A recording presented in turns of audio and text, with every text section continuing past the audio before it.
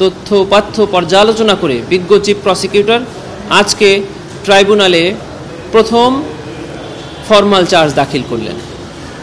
এই formal charge দাখিলের পরে এটি ট্রাইব্যুনালে শুনানির জন্য উপস্থাপন করা হবে। ট্রাইব্যুনাল আইন অনুযায়ী যথাযথ আদেশ প্রদান করবেন বলে আমরা আশা করছি। এই মামলায় আসামির সংখ্যা কত? এই মামলায় আসামি সাবেক ডিএমপি কমিশনার হাবিবুর রহমান সহ 8 জন এবং এই মামলায় ভিকটিম শহীদ আনাস সহ মোট 6 জন।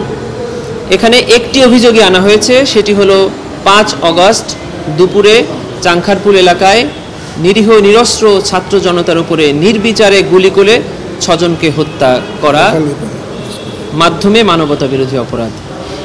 আমাদের এই আইন অনুযায়ী এই ফর্মাল চার্জটি ট্রাইব্যুনালের কাছে যদি স্যাটিসফ্যাক্টরি মনে হয় তাহলে ওনারা এটিকে আমলে গ্রহণ করবেন এবং যে সকল আসামিরা উপস্থিত আছেন তাদেরকে একটি করে এই কপি প্রদান করার জন্য বলে দিবেন।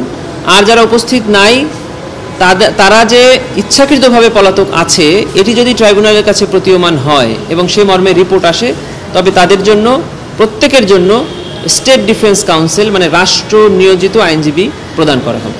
পরবর্তীতে 4 শুনানি, পরবর্তীতে সাক্ষী উপস্থাপন, এভাবেই ট্রাইব্যুনালে বিচার কাজ আইন অনুযায়ী এগিয়ে যাবে। ওগুলো সব পরে আপনারা যেটুকু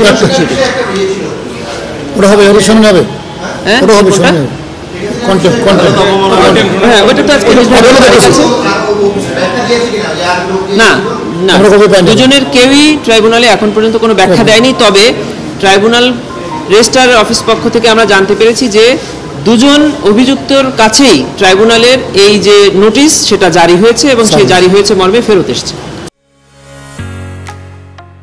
ঢালাইয়ের সেরা প্রিমিয়ার সিমেন্ট।